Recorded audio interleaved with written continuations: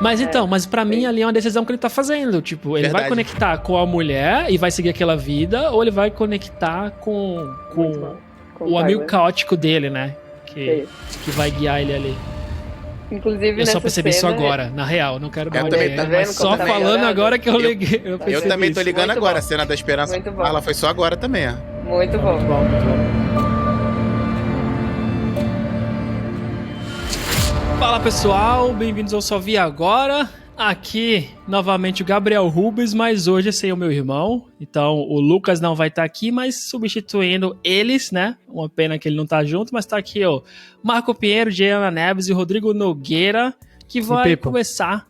E o Pipo, né? O gato. Quem estiver vendo no YouTube também tem um gato participando do Pipo, mais conhecido por Baby Yoda. Baby Yoda, assim.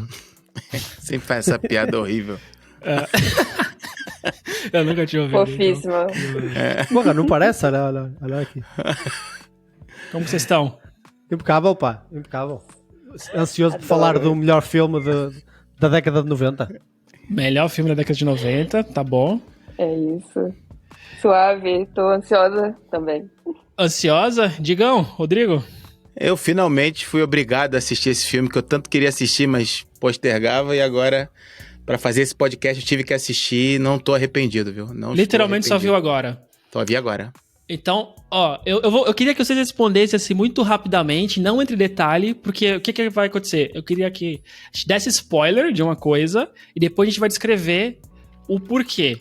Mas eu queria muito rapidamente cada um falasse gostou ou não do filme. Sim, mais ou menos, ou não. E aí, ao longo, a gente vai descobrir o porquê. Começando, Diana. Gostou do filme? Sim. Eu adoro esse filme, revi agora, foi maravilhoso, continua tão bom quanto eu lembrava. Ok. Marco? Eu odeio este filme, porque sempre que o vejo fico com uma crise existencial enorme e pronto, e portanto é um péssimo filme. Tá, vamos descobrir. Então tu gostou, na real, né? Exato. Rodrigo? Sim, curti, já ouvi esse... feedback desse filme aí há anos aí, a galera falando que o filme mudou a vida, mudou o jeito de olhar pra vida. Não me mudou tanto assim, mas curti pra caramba. É bem louco o filme, assim. Tá bom. Eu achei mais ou menos. Então já vou deixar. Eu achei mais ou menos. Polêmica. Eu achei mais ou menos. Polêmica, como assim? Eu não sei se eu me sinto mal, mas eu dormi. Eita! Aí tive que voltar, e aí continuei no outro dia, e aí eu fiquei, vamos ver? Talvez eu veja um vídeo só no YouTube que eu resolvo. Mas enfim, mas na primeira vez, tu não, tá revendo agora? Eu acho que eu não acabei, pra vocês verem. Eu lembrei de já ter assistido e não lembrava do final, então provavelmente eu não acabei. Então eu já tinha essa percepção. Ainda bem que o final aparece logo no início do filme, assim, fica logo resolvido. Só conectou. Eu tava confuso se é porque eu dormi e eu achava que já via aquilo, mas depois eu vi, não, agora conectou as coisas. Mas vamos ao plot do filme primeiro, o plot depois dos atores, né? Eu vou ler minha cola rapidinho, eu vou cortar essa parte de eu ler na cola. Ou não vou cortar nada disso, que é... Tá, beleza, basicamente o filme o narrador do filme, e é isso, um cara sem nome, já pra mostrar a importância da vida dele sem significado, né? Então, o narrador, ele conta sobre a vida dele que... Aparentemente, para a maioria das pessoas, é uma vida confortável, né? Ele mora no condomínio, ele monta a casa como ele quer, ele tem dinheiro pra isso, viaja bastante... Mas ele tem um problema aí sim, que é a insônia. E eu acho que a insônia é colocada de uma forma muito legal pelo filme. Aquelas crises que ele tem no meio. Isso é sensacional. E aí ele consegue achar conforto, né, para essa insônia e esse problema dele na dor dos outros. Então ele começa a participar de alguns grupos, essas reuniões de, sei lá, homens que têm câncer, que tiveram problemas, pessoas que estão perto da morte. E ele até comenta que ele acha conforto lá, até porque ele é ouvido. E ele fala, porque as pessoas acham que eu vou morrer, elas me ouvem de uma forma diferente, né? Sim. Só que aí entra a Marla, né? E quebra o esquema dele. Então... O problema que ele tinha, ele resolveu com o grupo não funciona mais. E a gente pode discutir o porquê a Marla quebrou. E aí ele começa a usar outros modos pra achar significado na vida, que é com o Clube da Luta. Então ele começa a voltar para instintos primitivos dele, né? e começa a viver daquela forma, e essa é uma forma que ele consegue voltar a ter uma vida normal, ou não, como a gente vai descobrindo no meio do filme. Faltou alguma coisa? É isso, foi perfeito. Acho que é isso. Boa. Vale dizer que aqui em Portugal é Clube do Combate. Eita, boa. Clube do Combate. Pra quem não percebeu Fight ainda, Club. o Marco é português, né? Acho que Eu tá peço claro. desculpa por esse nome horrível, eu peço desculpa. Em nome de Portugal inteiro, eu peço desculpa. É um nome ok. Tem coisas piores. Tem coisas piores. Clube do Combate é ok, até parece. É isso. Mas, Di, tu tava comentando dos atores também, né? Tem atores muito bons. Isso, a gente tem aí o Edward Norton, é o principal, que a gente vai acompanhar, que tá narrando a história pra gente. A gente tem o Brad Pitt, que é outro personagem de grande importância também, outro, né, um dos principais. Ele é o Taylor, né? O Taylor. Tyler Durden, acho que é Tyler Durden. Tyler Durden, é. Isso. Tá, né? E a gente vai ter a Marla, que o Gabs já comentou, que é quase não sai. Protagonizada pela Helena Bonham Carter, também aí uma ótima atriz. Fez, o Marcos estava falando, fez Harry Potter, também tem, enfim, vários filmes do Tim Burton, é ex-mulher do Tim Burton, então estrelou muitos dos filmes dele. O Edward Norton também, um atorzaço, muitos filmes bons. Eu lembro muito da Outra História Americana, que tem outro nome também em Portugal, que agora eu esqueci. American Story X, né? É em inglês. Isso. E como é em Portugal, E aqui em não sei. Eu esqueci. Uma história americana, não sei. Não, é o American X History. Tu comentou de a gente ver esse tema? História. Mas eu sempre vi o título em inglês, eu nunca vi o título em português. Okay. Então, bom, depois tá a gente olha aqui de curiosidade. Quem quiser olhar aí, mas no Brasil é Outra História Americana, um filmaço também, enfim. Filmaço. Forte. Inclusive, Edward Norton está muito forte nesse filme. Pra quem vai ver ele no Clube da Luta, ele tá super magrinho. Curiosidade, teve que fazer dieta. Porque foi em seguida, então ele teve que fazer uma dieta pesada pra emagrecer de volta. Perdeu os músculos. Irreconhecível. Irreconhecível. Ele, fortão lá na Outra História Americana, Clube da Luta, ele tá magrinho. E Brad Pitt, que também, né, dispensa aí comentários, fez vários filmaços. Seven é um deles que eu gosto muito. Que inclusive é do mesmo diretor do Clube da Luta é o David Fincher, que também é diretor do Seven, certo? E a gente falou de outro filmão que ele também fez. Já falou da Rede Social. A Rede Social, o Zodiac. E o Gone Girl com o Ben Affleck também. Esse eu nunca vi. Isso, também. Só estrela, já vale ver só por isso. A título América de curiosidade. Proibida. É isso que eu ia falar. Portugal. América Proibida tava aqui. Era isso, Proibida. exatamente isso. Sabia a Outra que História era outro Americana, nome. Brasil e América Proibida em Portugal.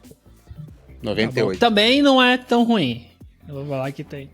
Dá pra pegar os nomes engraçados, esse é ok. Não assistiu? Esse é filmaço. Esse sim, eu fiquei pensando na vida. Esse é muito bom. É pesado. É pesado. A cena mais violenta que eu já vi em filmes é desse filme. Que eu não vou falar pra não dar spoiler. Boa. Mas é desse filme. Fica a dica aí. Cena pesada mesmo. Assim. Mas não é melhor que este. Vamos falar deste. Não é melhor que esse? Não. É bom. Melhor que esse. É 99, mas este é 100. Eu não acho melhor do que Clube da Luta também, não. Acho que Clube da Luta é melhor. Caramba, eu perdi alguma coisa dormindo, então. Acho que são as conexões. Vamos falar das conexões que a gente faz, que às vezes é isso, né? Às vezes a gente faz umas... Pode ser. Mas vamos começar então falando do filme, né? O filme começa... No plot eu falei um pouco do começo do filme, né? Quando eu tava contando qual que era o script, que é a vida dele sem sentido. O que não parece uma vida ruim. Isso que é engraçado, né? Ele tem uma vida com um padrão boa, mas ele tá insatisfeito e a insônia, né? Acho que, como eu comentei, uma das coisas mais legais mesmo que eu gostei do filme, é como eles representaram a insônia, assim, de aquelas flashes que ele tem, né? De aparecer uma pessoa. E é interessante que o Tyler... Tyler, sim. Tyler, ele aparece já na insônia dele desde o comecinho, né? Dá uma piscada rápida ali. E eu não vi que era ele na primeira vez que eu assisti. E agora eu falei, opa, foi o Tyler. E aí eu voltei e falei, porque parece coisa aleatória, mas não é, né? Já é uma dica de que tem uma conexão ali com o amigo dele, né? O amigo que acompanha a parte do filme. Sem nome. Sim, ele tem vários sinais depois dele, que ele aparece em vários momentos. Antes dele aparecer efetivamente já com falas, ele aparece em várias cenas anteriores. Sim. E outra coisa, assim, do começo ainda, né, que vai mostrando a vida dele, e ele vai narrando, né, ali aquela vida meio chata que ele fala que tem.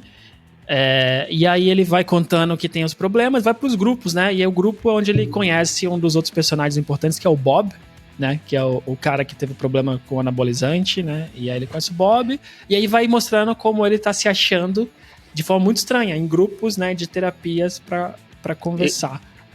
Eu acho só legal, antes dele ir pro grupo, eu acho que ele vai buscar ajuda no médico por conta da insônia, e é o cara que dá tipo um tapa na cara dele de realidade, que ele diz, cara, você não tá passando por problema. Você quer ver problema de verdade? Acho que ele até fala, vai numa igreja metodista e segundas-feiras, pra você ver o grupo que de homens. a cena dos homens lá. Câncer no testículo. Câncer no testículo, aí você vai ver que é problema. Eu já acho que começa daí... Assim, tem o Tyler, que depois faz isso muito melhor pra ele, né, de mostrar talvez uma outra realidade, mas o médico é o primeiro que dá um tapa na cara dele, assim, sem mão, né, que é dizendo, cara, para de frescura e vai ver problema de verdade, vai lá. E ele tá tão doido, Sim, acho que ele vai. O Gabra fala, ele tá tão desesperado por mudar, né, e ele vai atrás e aí começa toda essa cena dos grupos aí de autoajuda, que é bem louco também, né? Essa cena pessoas que estão pra morrer, né? Câncer terminal, outras que estão por tuberculose, câncer no sangue. E ele vai mesmo porque ele tá desesperado pra dormir, ele é um turista, né? Ele que eles chamam. Ele chama de turista sim. desses grupos. Mas, pra pegar um gancho aí no que essa cena que o Digão falou do médico, eu já vejo essa cena assim como sendo um tapa irônico também sobre doenças mentais. Exato. Que ele dá uma minimizada do tipo... Sem dúvida. Isso não é problema. Se o cara tá alucinando, depois ele faz várias paradas, né, que a gente vai comentar ao redor do filme, tudo porque essa frescura, né? Então, essa é a forma como o médico tratou também, do tipo, faz um exercício, mastiga uma raiz aí e tal, e aí vai dormir. Verdade. Dormir é só querer que você dorme. Então dá uma minimizada bem irônica, assim. Vocês já tiveram insônia? Muito. Eu sou muito insônia. Por isso é que eu adorei este filme. Então eu tenho assim também, de não conseguir dormir às vezes, mas é ok, sabe? Eu nunca tive... Quer dizer, nunca não. Mas é ok, normalmente eu não consigo dormir, às vezes fico mais sono no dia, às vezes acontece por um período maior, mas depois volta ao normal. Mas eu lembro de, quando eu era adolescente, já ter tido, assim... Foi pouco tempo também, eu não sabia o porquê. Teve um dia que dava vontade de chorar. Tipo, eu tava na cama, eu falei, caraca, eu não consigo dormir, o que tá acontecendo? Eu nem falei pra ninguém, isso passou. Mas essa sensação me fez me relacionar um pouco naquele começo do filme, né? Que foi aquela sensação mesmo que no outro dia eu era um zumbi. E isso aconteceu por alguns dias, eu não lembro qual que era o motivo. Mas, beleza, foi uma semana. E aí eu fiquei pensando, mano, imagina viver assim o tempo inteiro, né? O que você faz, né? O desespero dele.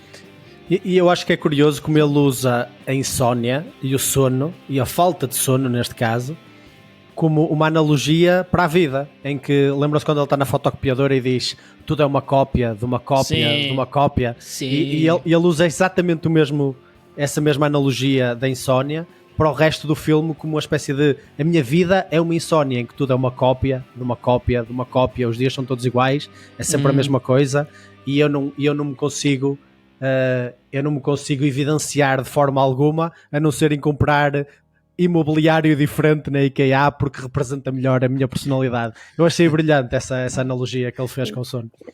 Sim. Ele vive de forma meio dormente, né? Assim, tipo... É isso? Um zumbi, sem né? sentir nada. Isso, tem um nome, ele fala numb. Apático, mas, assim. Numb, apático, mas eu tô faltando atenção, eu tava vendo. Entorpecido, sei lá, algo assim. Eu acho legal também a cena do IKEA, né? Da loja, que eu até tava assistindo com a minha esposa, e aí a minha esposa fala, a gente não ia entender essa referência 5 anos atrás, a gente viu a Portugal, porque não tem IKEA no Brasil, até onde eu sei, e eu falei, agora faz todo sentido, inclusive a cena que ele fala da IKEA, tipo, tem uma mesa com um nome diferente, assim, um nome sueco, sei lá, né? Sim. Que é um estilo e tal. E a gente não entender nada. Hoje eu entendo, inclusive, consumo IKEA pra caramba também. Então, falei, caraca, a gente não entendeu. Ainda bem que assistiu esse filme agora, porque Não fazia ideia do que era IKEA, desse estilo da IKEA, e de compra atrás de compra, uma mesa diferente, uma cena diferente. Eu nem sabia que era tão famosa assim desde 99, né? Bem famosa. Inclusive, uma curiosidade aqui em Portugal é que eu conhecia já por causa de filme, já ouvi muito nos Estados Unidos principalmente, e eles pronunciam IKEA. E aí, quando eu cheguei em Portugal, que eu vi as pessoas falando IKEA. Eu não fiz a conexão, tipo, eu demorei muito pra entender o que era. Eu também. Falaram, vai na IKEA comprar, é bom. Eu fui ver o site, eu falei, porque eu só tinha visto no Canadá, né? Eu nem comprei, mas todo mundo mencionava também, tipo, os professores falavam para os estudantes que queriam mudar e morar, era bom comprar lá, porque era mais barato. É as nossas Casas Bahia, né? Mas com boa qualidade. Tem a Tok-Tok, né, também. É uma Tok-Tok acessível, pronto. Eu sempre faço isso. Casas Bahia com qualidade e Tok-Tok acessível. Tok-Tok no Brasil você não consegue comprar. No Brasil, mas é top porque ele... E nessa cena do consumismo também, né? Que depois o Tyler, né, esse amigo dele, vai falar sempre as pessoas só vivem pra comprar, só querem consumir.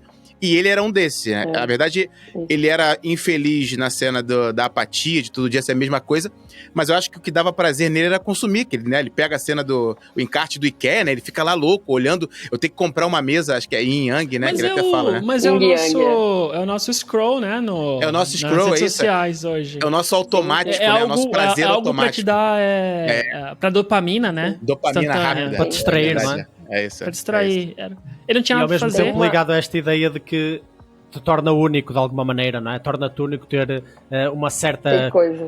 um certo conjunto de loiça, um certo conjunto de... Porque estás a formar a tua identidade. Já que eu não consigo formar a minha identidade em absolutamente nada do que eu faço, porque tudo na minha vida é desinteressante e desestimulante para mim, esta é uma oportunidade que eu tenho para consumir e para, através do meu consumo, me identificar, não é?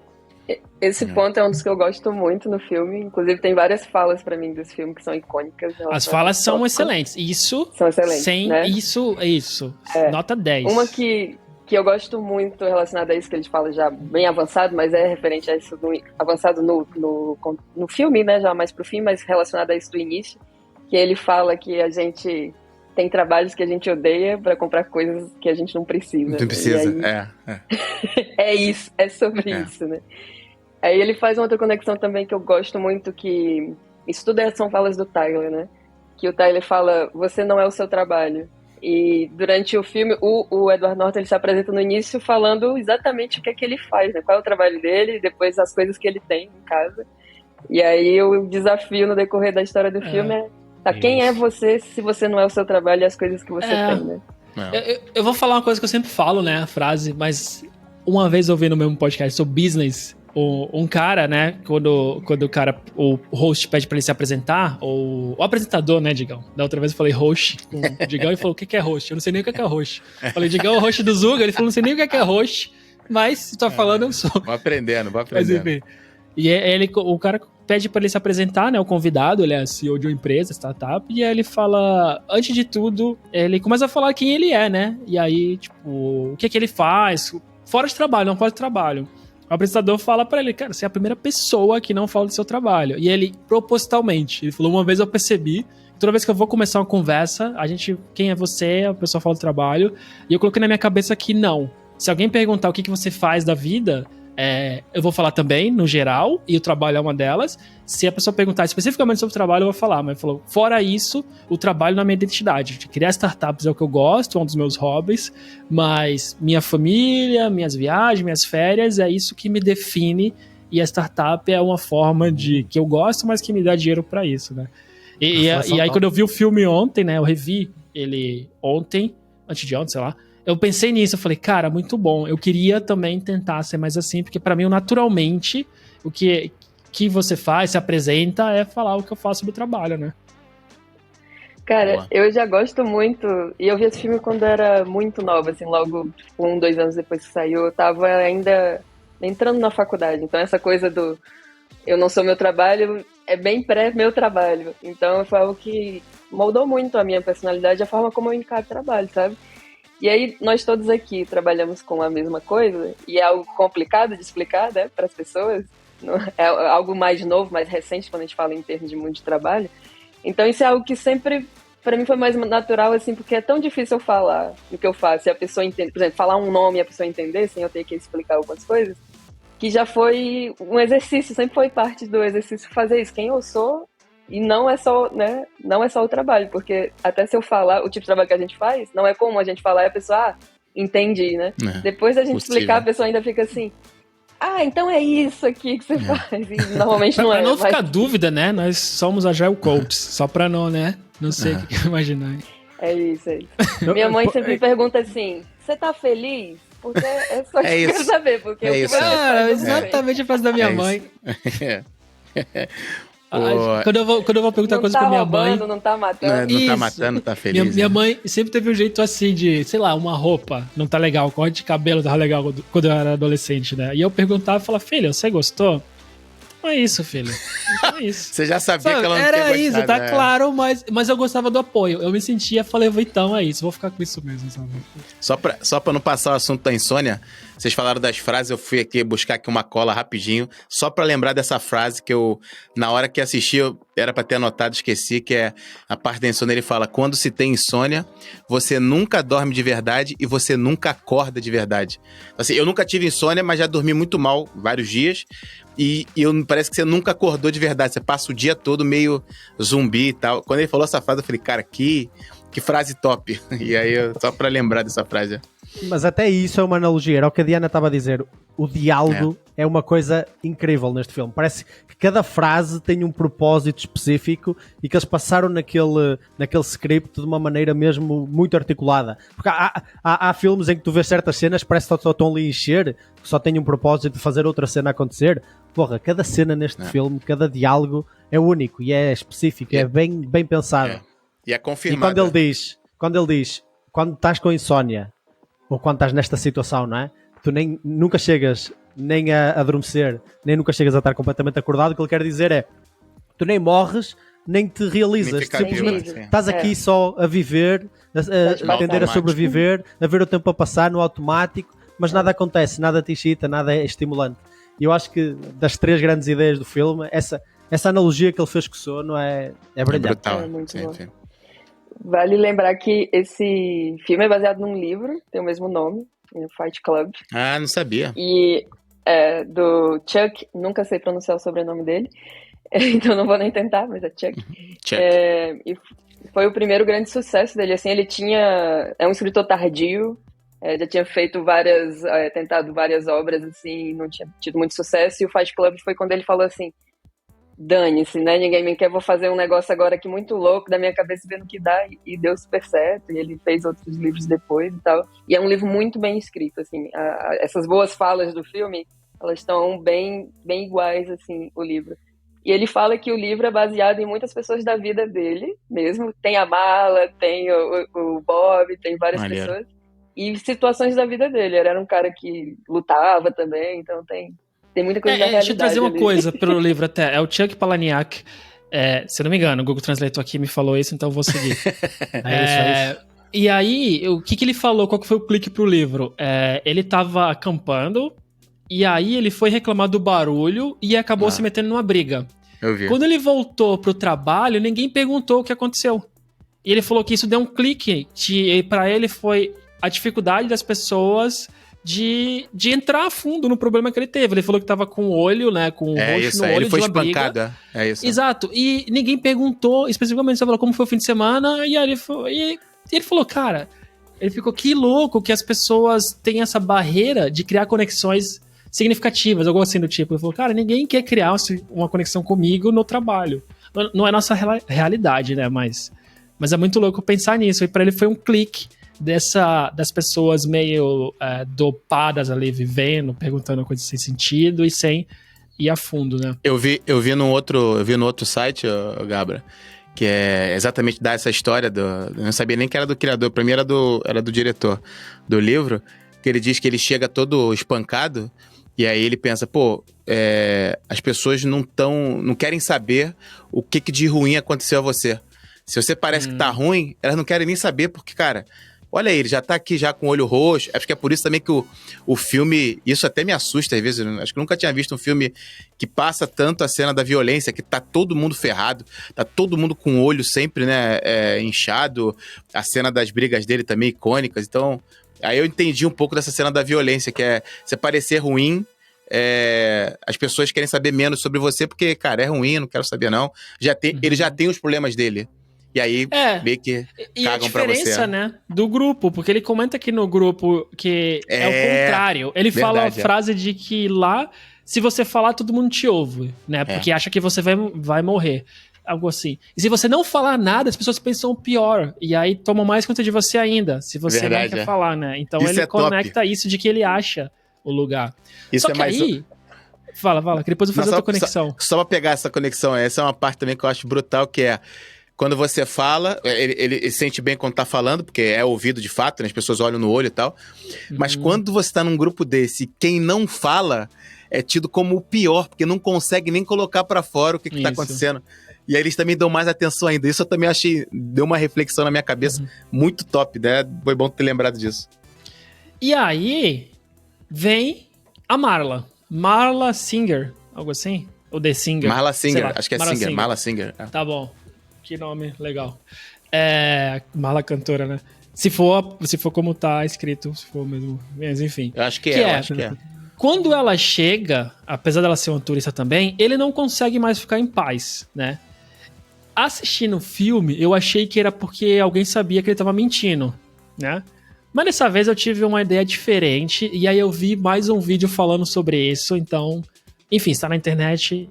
E é o que eu busquei e me mostrou, então eu tô certo, né? É assim que a gente pesquisa na internet. Que é que ele não conseguiu mais se concentrar ali porque ele teve uma afeição por ela, sabe? E quando ele teve essa afeição, ele bloqueou. Ele não queria criar conexões significativas com ninguém. Então ele gostava dela e ele, o narrador, não conectou com ela. Então ele ficou incomodado com aquilo, porque ele estava tendo sentimento por uma outra pessoa também. E aí... Pra conseguir conectar, ele precisou do amigo dele, né? Novamente, Tyler. Precisou do Brad Pitt.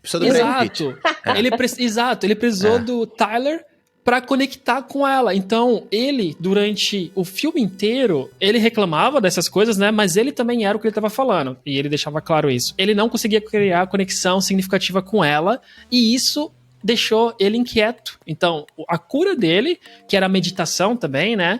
Ele não conseguia, porque quando ele foi meditar, quem apareceu lá? Aquele negócio lá da caverna. Em vez do pinguim, a caverna dele. Né? Exato. Quando ele ia fazer outra coisa, na cabeça dele, vinha ela, sabe? Então, ele tava criando uma conexão real com uma pessoa, e aí ele gostava dela, e ele falou, opa, não. Então, ele, psicologicamente, tava quebrado. E aí liga com uma cena final. Tô gostando mais do filme agora, hein? Tô vendo. O filme começa assim, começa a dizer a culpa disto tudo é de uma mulher chamada Marla Singer. E é exatamente isso. Ele, mesmo quando ela está a ir embora, a primeira vez que ele a conhece, aparece mais um flash do Taylor.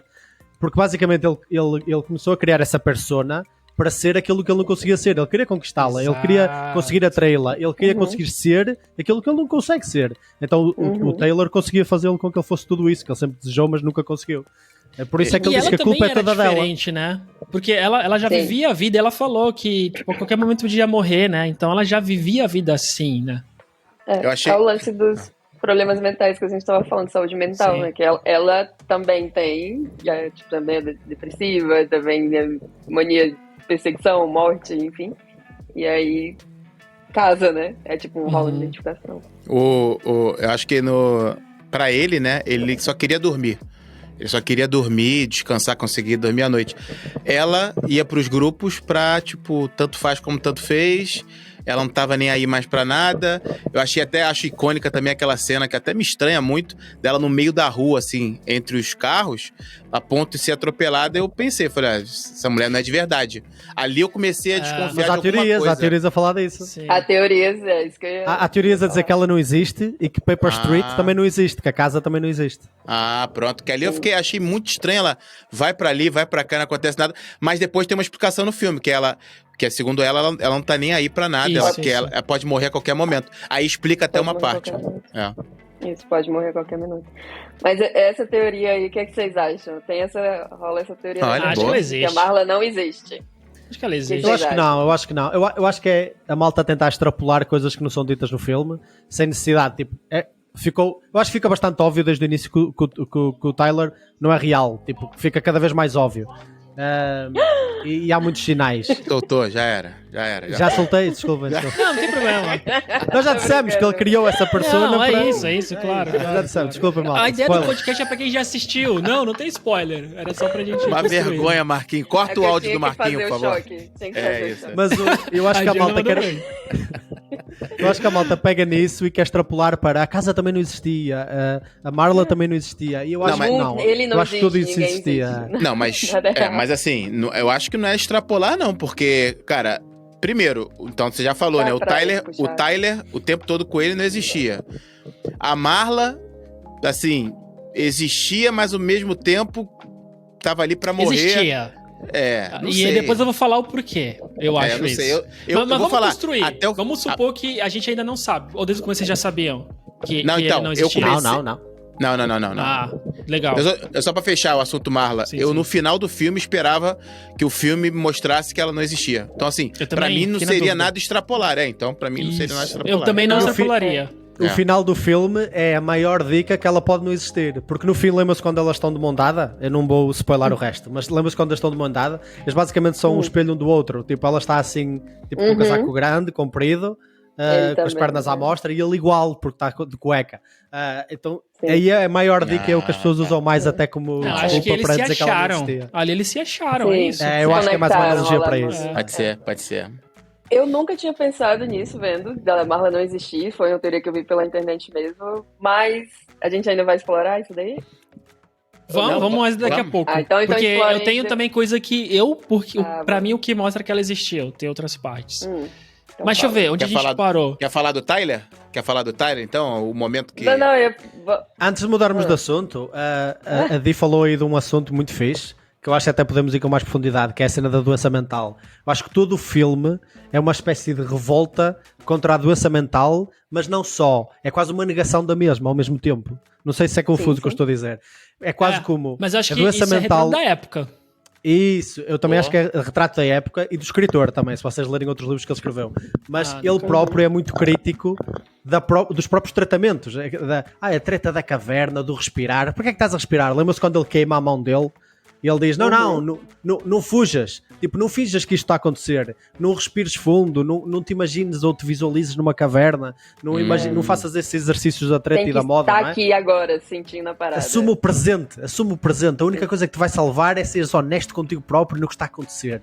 E eu acho que é uma negação até das próprias frescuras relativamente à saúde mental, que às vezes existem e outras vezes não existem, mas que Sim. o escritor claramente achava que quase tudo era. Eu tô vendo, deixa a claro. série o Better Call Saul, que também explora bem legal. Eu já tô vendo as primeiras temporadas novamente e explora bem legal com o Chuck essa questão de doença mental, se é real ou não. Sim. E até em uma cena específica, acabei de lembrar ela, porque foi a que eu vi ontem, na real. Mostra um pouco da insônia. E é bem legal o que mostra, assim, tipo, sem dar spoiler, mas um acidente que acontece, mas, tipo, numa piscada. E aí eu fiquei, cara, é bem a sensação Sim. de quando você tá com sono, né? E aí você dorme ali e você volta. Insônia é sintoma, né? É sintomático de alguma outra coisa que o filme não explora, né? Tipo, a Marla, por exemplo, ela não tem insônia, mas ela tem outras coisas sintomáticas também. Que eles se reconhecem, né? Fica tudo implícito. Mas eu concordo muito com o Marco que tem essa onda um pouco do posicionamento que o autor quis dar, pode não ser o real dele, mas que ele quis dar para a obra. Porque nessa cena que ele fala até de quando ele tá queimando a mão, e também fala em outros momentos quando ele tá, por exemplo, quando ele perde tudo, quando ele perde tudo que tem no apartamento dele. Ele fala muito assim, e essa foi uma das que eu, como o Digão falou, eu parei pra anotar que eu sou dessas, né? Peraí, pra isso eu preciso anotar. Ele fala assim, só depois de perdermos tudo, ficamos livres para fazer algo. Que é muito essa crença do tipo, cara, você tem que passar pelas coisas mesmo, tem que sofrer tudo, é depois que você tem, né, não tem mais nada que você tá livre para fazer qualquer coisa. E aí na hora eu pensei muito na filosofia nihilista, né, do Nietzsche, que fala sobre isso, sobre o não ter nada, né, nada tem sentido, né? A gente não precisa de nada, enfim, né, a gente tava aqui jogado numa bola no meio do universo. E, enfim, eu sou das pessoas meio estranhas que vê niilismo de uma forma mais esperançosa, porque eu acho que depois que você ultrapassa isso, é o que eu acho que o filme quis dizer, depois que você ultrapassa isso, você consegue viver a vida de uma forma mais inteira, porque você vai procurar um propósito, você vai querer construir coisas sabendo que não tem nada pré-definido, né? Então, acho que é um pouco do que ele quer dizer de quando depois que você perde tudo, você está livre para construir, mas é um caminho muito fácil de você se perder no niilismo, que é tipo, então nada importa, nada faz sentido, então dane-se, né? É uma via ali que chega num cruzamento que eu acho que pouca gente vai pro lado esperançoso. Tem que ter cuidado. E aí, se você tá pegando só do que tu tá falando, não falei nem do filme não, mas é a cena tu vê muita gente na rua, quando você vai trabalhar com moradores de rua, que é gente que exatamente tá nesse ponto, tipo, não tô nem aí pra mais nada. Aconteceu coisas ruins na vida, o cara não conseguiu ultrapassar e falou, amigo, eu tô aqui só pra viver, talvez porque nem tem nem força de cometer alguma coisa contra si próprio. Ele só tá ali no automático, vivendo, não faz mais questão de nada, não quer ter nada, você fala até, não, eu quero arrumar um trabalho pra você, arrumar alguma coisa, ele não quer. Eu quero essa vida que eu tenho aqui, no limite, assim, de me alimentar, né, pra não morrer de fome, mas ficar aqui. Aí, eu acho que entra exatamente o que tu tá falando, Gê. Pô, boa reflexão. Sim, é uma linha tênue. A gente fala muito isso quando tá estudando niilismo, que verdade. Tem que ter cuidado. E a maior parte das pessoas com as quais eu troco ideia sobre isso, elas foram pro outro lado. Foram pro lado de, nada importa, então dane-se. Dane-se. Opa, peraí. Não calma, é assim. calma. Isso Boa. lembra No Sonho de Liberdade, né? O Digão deve lembrar o nome dos atores, eu sou muito ruim, mas É o Tim até comentei Robbins, naquele episódio. Samuel L. Jackson. Isso, não, Morgan mas Freeman, o primeiro Morgan que Freeman. sai, o primeiro que sai dos atores é o... Deixa eu ver se eu lembro aqui, rapidinho... É, o Andy Dufresne, ele sai, né? E ele deixa pro o Morgan Ruivo. Freeman. Sim. Exato. Ele deixa pro Ruivo a flauta, e eu até comento que a flauta é esperança. Eu falo, ele cria uma conexão no cara, porque... E fala, quando você sair daqui, procura isso. O que vai ter lá? Procura esse lugar, sabe? E existe muito essa de que pra tu sobreviver a algumas adversidades, ou pra tu continuar a tua vida, precisa de esperança, né? Exato. E quando morre a esperança, não Acabou. tem significado. Isso, acabou, que é o que tu tá falando. Top, e eu acho que isso me lembra, conecta com Forrest Gump, pra mim, conecta com esse Sonho de Liberdade, que pra mim fala muito disso, de esperança e destino, e como a esperança te segura pra buscar algo maior, né? Pra tu superar o que for. Sabe o que eu lembrei agora quando tu falou de esperança? Aí as conexões loucas que eu faço, né? Do mito de Pandora, da caixa de Pandora, que Pandora foi enviada como uma arma para destruir os homens na mitologia, digamos assim, resumindo bastante a história, e ela tem uma caixa. E tudo que falam para ela assim, você pode fazer o que você quiser, menos abrir essa caixa. E já sabemos o que aconteceu, né? Pandora vai abrir a caixa, com certeza. E aí, quando ela abre a caixa, saem todas as coisas ruins que nos assolam hoje no mundo. É caos, tristeza, pobreza, enfim, sai tudo isso da caixa.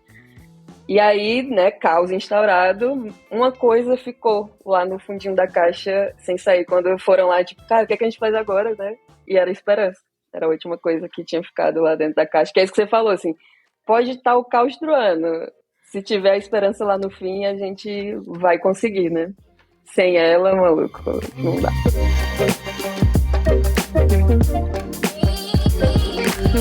Tentando trazer de volta aí pro filme, vocês acham que em algum momento o narrador, né, o Edward Norton, acha que a esperança dele é a Marla? Que ele não desiste, em algum momento a Marla? Acho, porque ele não se conecta com ela por isso. Ele tem uma escolha, né? Ele pode se conectar com ela ou ele pode deixar o amigo dele se conectar com ela. Sabe? E eu acho que ele faz escolhas claras. Isso. Sim. E isso, pra mim, vai com outra coisa que eu anotei aqui, que é na hora que a casa dele pega fogo, né? No acidente. Quando ele sai, ele tem a opção.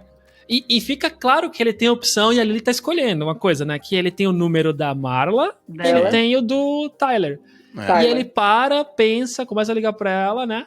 Não sei se ligou e desligou, mas muda pro Tyler. Ele liga e ela até diz que eu sei que eu reconheci a respiração. Aí ele desliga. Cara, ele liga pro Tyler. Mas pra mim ali é uma decisão que ele tá fazendo. Tipo, ele vai conectar com a mulher e vai seguir aquela vida, ou ele vai conectar com o amigo caótico dele, né? Que vai guiar ele ali. Inclusive, Eu nessa só percebi isso cena, agora, na real, não quero dar Eu uma também ideia, tô mas vendo só como tá falando melhorando? agora que eu liguei. Eu Eu percebi também tô isso. ligando Muito agora, bom. a cena da esperança. Muito bom. Marla foi só agora também, ó. Muito bom. Muito bom, muito bom. Essa cena do Tyler, que ele liga pro Tyler, muito boa, porque ele vai num orelhão no Brasil, telefone público, telefone não sei público. qual é o nome aqui. É. E ele liga, ninguém atende, né? E aí ele desliga e depois o Tyler liga. Isso já seria estranho o suficiente, tipo, tá ligando pra mas tem se vocês prestarem atenção na cena, tem um adesivo lá do aparelho de telefone falando que aquele telefone não recebe ligações. No incoming calls. Eu vi. Nossa, não isso. vejo. Eu vi isso depois, né? Eu vi isso depois também em vídeos de Eu não curiosidade. reparei também, eu só reparei em análises depois. É. Caramba. Tem isso. Então, assim, já seria estranho o suficiente, mas tem a prova mesmo. Não, ele tá viajando. É. Mas vamos então pro Tyler. Como que ele conhece, né? Porque, como a gente comentou, o Tyler aparece lá no começo naqueles flashes, né? Que ainda não sei quem é, mas aí depois quando aparece ele no avião, quer dizer, no aeroporto algumas vezes. Isso é maneiro, E aí, do aeroporto. quando ele começa isso. a falar que ele tá com sono. E aí eu falei, opa, tem alguma coisa. E aí quando aparece no avião, eu fico, putz, é o mesmo cara, né? Que tava lá no começo naquele flash. E aí já começa com aquela de que o Tyler é muito diferente, mas tem a mala igual. Então sempre tem uma conexãozinha ali, né? Sempre. E ele fala que ele conseguiu ter uma conversa significativa logo no avião. Ele fala, porque no avião é um lugar de passagem. As coisas aqui são... tem Single instantâneas, surfing. tem pouca validade. E você não. E aí o Tyler até, quando ele explica isso pro Tyler, fala, muito inteligente. Ele, né? É tipo uma maciada no próprio ego. Ele assim. maciando o ego dele, verdade. É verdade, Então já rola essa conexão num lugar que não é de conexão. É um lugar que não é de formar relação, né? Sim. Forma. E isso. E o Tyler vai trazer ele para um mundo diferente, né? O Tyler vai recuperar ele do problema que ele teve por não querer conectar com a Marla, né? Ele tentou conectar com a Marla, não conseguiu e precisa fugir. E nessa fuga ele acha um amigo novo lá para ajudar ele no caminho dele, né? Que é o Tyler. Eu acho muito massa que a gente tá dando esse foco assim na Marla, e de fato não é um olhar que eu tinha, mas que o Tyler vai definitivamente ajudar ele com isso. Mas também com os outros problemas que ele tem, né? Que é o lance do não se identificar com o trabalho, não se identificar com aquela vida onde, né, de consumismo e tal. E o grande problema é que o Tyler é algo que ajuda até certo momento, ele consegue, né, tanto com a Marla quanto a construir uma vida de mais significado, até que extrapolou aquela coisa que ele construiu, que era para ajudá-lo, passou a destruí-lo, né? Literalmente. Mas o Tanto que Tyler até não chegou- ajudou com a Marla, né? Não, tanto que ele até chegou, ele ajudou no contacto inicial e com aquele físico, contacto sentido, sexual e etc. No entanto, houve um momento em que ele diz-lhe que ela nunca mais volte. Foi exatamente quando eles começaram a ir buscar significância a outras coisas, como a cena do clube e a todo o grande plano que eles queriam montar. Porque ele, pronto, como tu dizes, o Tyler, ao tentar ajudá-lo em criar significância à vida dele, começou a exagerar, não é? E depois esta é outra grande lição do filme, em que mostra que em tentar sair de um extremo, às vezes o que encontras é o outro extremo. Sim. E tem uma coisa que eu acho interessante também, é que quando... Só agora que eu lembrei também, quando você falou diz pra ela não voltar mais, né? É nesse momento que ela começa a falar diretamente com o narrador, e é nesse momento que o Tyler não gosta. Tipo, fala pra ela ir embora, né? E aí ele começa a ter problema. Só que é engraçado, porque eles estão, tipo, tendo uma DR, né? Discussão de relacionamento, mas não faz o menor sentido aquilo. Porque até aquele ponto pra mim. Ele não entendeu ainda que tá com ela, né? Nem nós, quem quer tá assistindo, não tá entendendo que é ele que tá com ela. E ela não entende porque ele tá falando como se fosse de uma outra relação, né? E não deles. Sim. Inclusive, começa a ficar com raiva disso, do tipo, como assim tu não tá querendo assumir o que a gente tem e tal. Exato. Eu vou dizer... É por isso que eu falei pra não falar do final, tipo, pra gente tentar transmitir a sensação que foi tendo no filme. Não que a gente já sabe o final, é claro, mas pra tá aí lembrando dessa sensação. Mas diga. É uma pergunta. Vocês viam alguma relação do porquê a cena do sabonete? Dele conversar com o Tyler fazer sabonete? Sim. Eu acho que ele cobria a insônia com outros trabalhos. Ele ia... E o sabão era só uma coisa, sabe? E o sabão então, era ele trabalhava... o primeiro ingrediente dos explosivos, não é? Então, na explosivos, cabeça dele, ele já tinha aquele plano e o sabão era quase Exato. tipo o refactoring dele a dizer, não, eu não vou dizer que faço explosivos, eu faço sabão. E já agora vou dar o nome ao sabão de Paper Street Soap Company ou qualquer coisa assim. Porque Paper Street é tipo uma coisa que não existe, é tipo uma coisa que se escreve no mapa e que nunca chega a existir. Olha Sim. só. E tem o lance irônico com a sociedade também, que ele inclusive deixa evidente no filme, ele fala, que é tipo, ele faz o sabão com o quê? Com banha, com gordura de pessoas, e ricas, ele vende sabonete pra pessoas boutiques ricas. caras, né? Isso Então é muito top. Isso é muito top, porque ele fala. Eu pego a gordura delas, que elas querem tirar, da e vão bunda no médico, delas coloco no sabonete, elas compram de volta a própria gordura delas, que é Então muita qualidade, né? Isso é brutal, Isso. Tem essa ironia. Mas isso é mais uma caro, crítica, né? Isso é mais uma crítica ao consumismo que ele faz. No entanto, por exemplo, uma das cenas do consumismo que mais é engraçada no filme, acho que é logo no início, quando ele faz aquele zoom out da caixa da caixa do lixo, do caixote do lixo, que ele tem todas aquelas caixas, ou seja, coisas descartáveis, né? Consomes, deita fora, consome, deita fora, consome, deita fora. Ele faz aquele zoom out todo da caixa do lixo e que ele é super propositado. Só depois de ver aquilo uma segunda vez é que eu pensei, qual é o objetivo desta cena? É que todas as cenas têm um objetivo, é a cena incrível neste filme. E ele faz aquele zoom out completo da caixa do lixo, onde tem tipo 10 coisas que tu deitaste fora. É incrível, é incrível. Caixa de que recebeu coisa, comprou coisa pela internet, telefone e tal, e recebeu. São essas caixas reconhecíveis, né? Assim, a gente sabe que foi de alguma encomenda, alguma coisa entregue. Vai lá, diga. Não, eu já ia mudar de assunto. Se você for nesse assunto ainda, termina aí. Depois eu volto.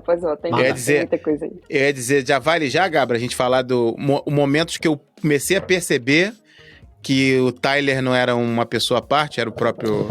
Tá, deixa eu ver. Isso foi... Porque a gente pulou, né, na casa esse momento, porque antes aconteceu a luta, né, o clube da luta que eles abrem juntos, estão brigando, então a gente pulou um pouco essa parte. Só lembrei agora também. E... Só que pra mim aí... Foi antes dele viver com ele. Foi antes dele viver com ele. Ele basicamente ligou-lhe, foram tomar um copo. E eles no fim de ir tomar um copo, ele disse-me assim... Dá-me um soco, bate-me. Bate-me com a maior força possível, ou algo assim do género. E foi tudo aí que foi aí tudo que começou. Curiosidade, na cena, acho que o diretor, sei lá, falou pra ele dar um soco de verdade. Não foi combinado com o Brad Pitt, então parece ele dando uma risada, se segurando pra não rir, porque ele dá, e de bater na orelha também, sabe? Então ele acabou dando um soco. Claro que não com toda a força, dá pra ver que não é com força, né? Mas não foi combinado com o Brad Pitt que ele ia tomar um soco mesmo naquela cena. Mas enfim, ali começa tudo, né? O bate, e aí ele gosta da sensação de...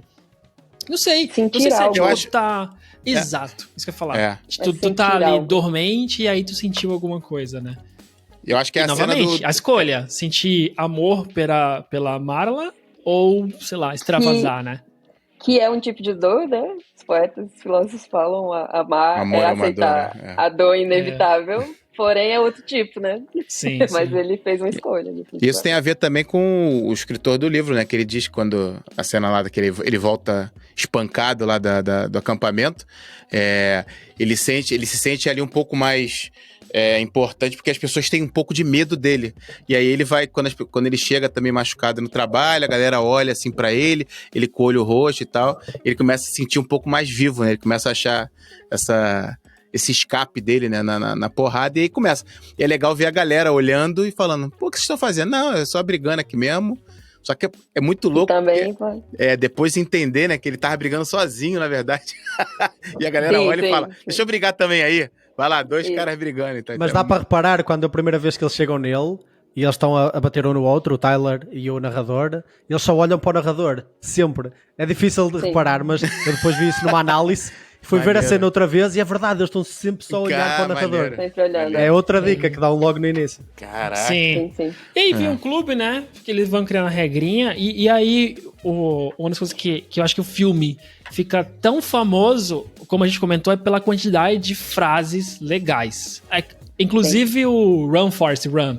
Tipo, cara, foi sensacional ouvir aquilo. Foi sensacional. Não fazia muito sentido no meio, mas é mais uma coisa que ele traz ali, né?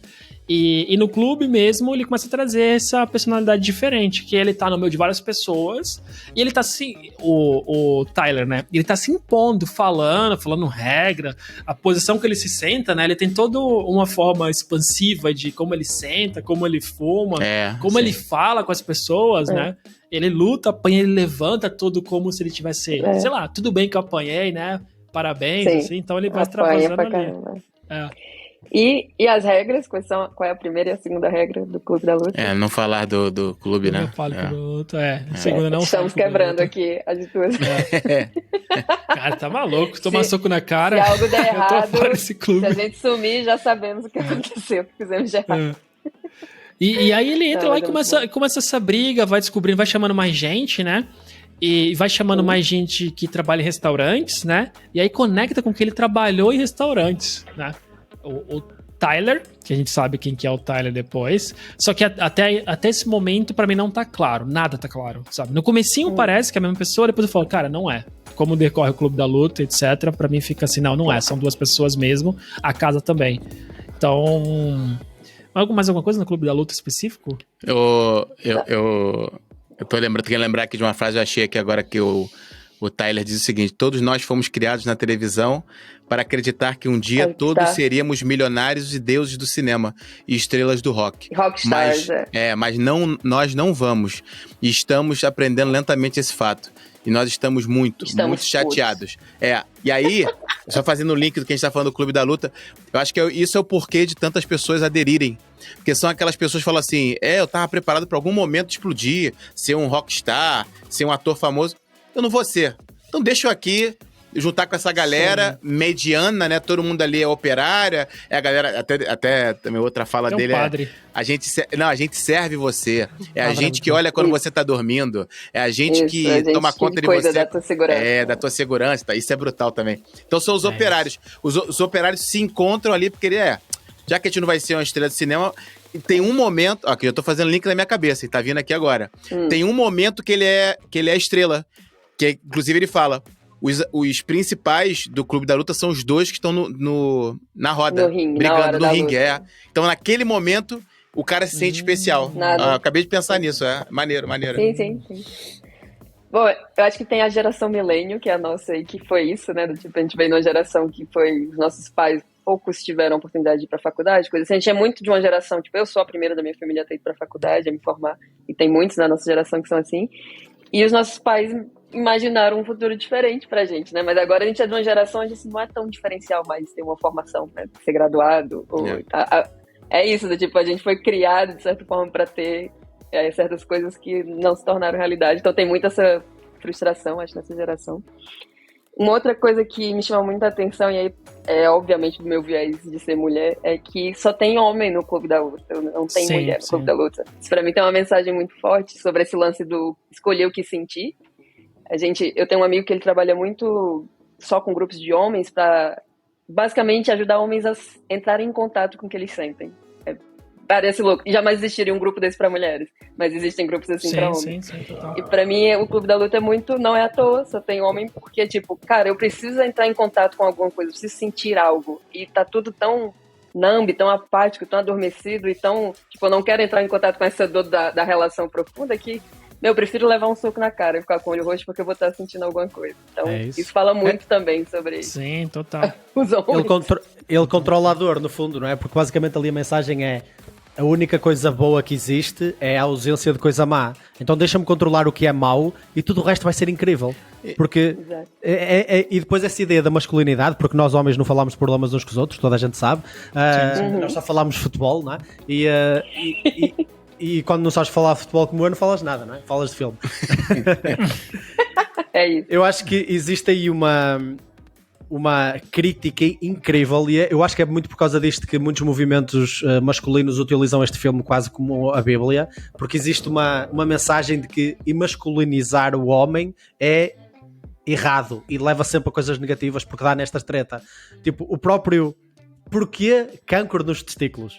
Porquê? Não é por acaso, tipo, porque não há coisa mais masculinizante do que perder os teus testículos. Verdade. Ele depois ainda faz mais analogias ridículas com o facto de ele tentou masculinizar-se demais e agora perdeu os testículos e até está a crescer as mamas. Tipo, esquece, é incrível as analogias que ele cria. Ele era fisiculturista, né? Sim, o Bob.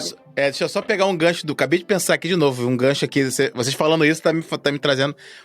Uma das cenas icônicas é ele, inclusive vai e volta essa cena, é ele debruçado nos seios do Bob. Do Bob, abraçando. Eu acho que isso encontrando paz ali.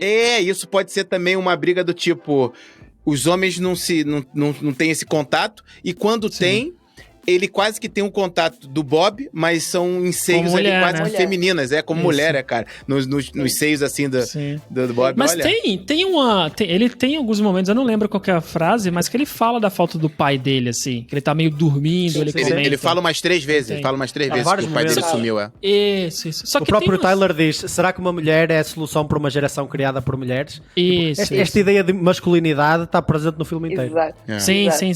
Só que vocês acham que está presente como uma crítica social ou como a ideia do autor de que, sei lá, os homens têm que ser mais homens e parar de frescura? Ao meu ver... Tentar pensar com a cabeça dele. Ao meu ver, o fato da Marla ela é uma personagem muito representativa, como a gente vem falando, e inclusive o fato dela estar lá no fim, e no fim ele fazer uma escolha entre Marla e Tyler, ele escolher a Marla. Sim. E a frase que ele disse pra Marla, que é a última frase, se não me engano, do Você me conheceu num momento estranho. Num momento muito estranho da minha vida. E aí depois ele pega na mão dela. Então, assim, pra mim, foi uma aceitação de que, peraí, eu achei que o caminho era aquele, mas não, peraí, eu posso ter... Não é uma escolha de isso ou aquilo, na real, né? No fim, ele ainda tá lá explodindo prédio, ainda tá fazendo a coisa toda, mas ele escolheu viver aquilo ali também, né? O que me leva a outra coisa que da psicologia, agora, Marco, não sei se você vai lembrar, não lembro agora se foi de Freud ou foi de Jung, que ele fala que, acho que é do Jung, que a gente sofre mais tentando evitar o sofrimento do que vivendo as coisas. E pra mim, isso resume muito naquele filme que é, tipo, ele entrou em várias tretas, passou por várias paradas, porque ele, desde o início, ele fez a escolha de eu quero evitar a dor de me relacionar com a Marla. E aí ele passou por coisas muito piores, né?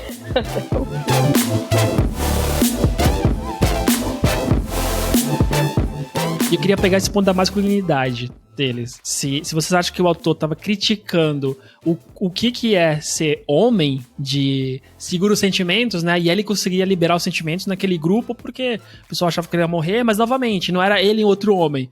Quem aliviava a dor dele era a mulher da meditação, né, que falava, e o outro cara ali, o Bob, né, que também no filme ele ficou um pouco masculinizado, né, feminizado? Por aí, fica mais feminino. É alguma coisa dessa. Então vocês acham que, tipo, era o autor reclamando da frescura ou o autor do livro, né, dizendo que é frescura os homens não se abrirem ou falar com os outros, só dando soco, né?